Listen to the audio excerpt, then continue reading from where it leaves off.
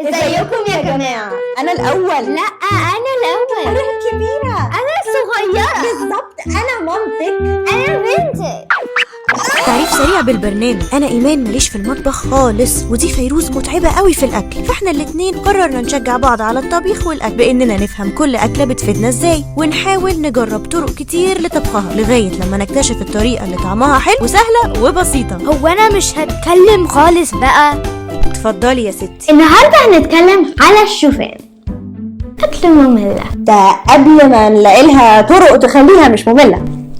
صح، احنا فكرنا فيها اصلا علشان الشوفان مفيد قوي قوي قوي، فيها الياف كتير ودي بتساعد على الهضم وبتحمي القلب وبتقلل الوزن. من الآخر الشوفان من الحاجات المهمة جدا إنها تكون في أكلنا كتير. هناكله ازاي بقى؟ انا عن نفسي بحبه لما بيتحمص مع مكسرات ويتعمل جرانولا، بيتاكل مع زبادي او لبن وممكن نحط عليه فاكهه. والطريقة التقليدية هي الأوت ميل، وهو إنه بيتطبخ مع مية أو لبن وبيتزود له عسل وقرفة وزبدة فول سوداني مثلا أو شوكولاتة، ويا سلام لو زودنا عليه فاكهة ومكسرات كمان.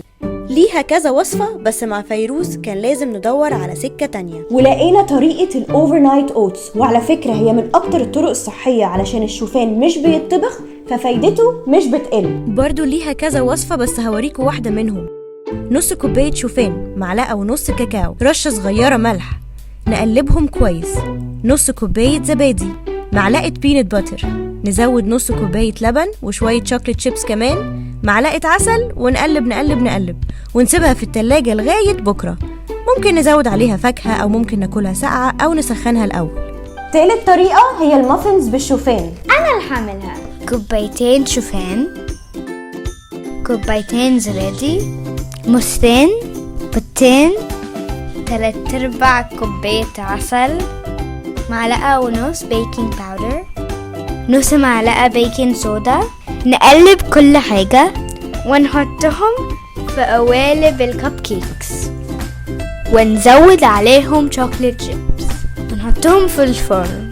طبعا الوصفة دي كمان فيها فوايد الموز والبيض والزبادي والعسل اللي أكيد هنعرفهم في حلقات جاية، فبالتالي هي وجبة غذائية كويسة قوي وطعمها حلو وفيها شوفان، وده بطل الحلقة النهاردة. جربوا الوصفات دي وقولوا لنا رأيكم فيها.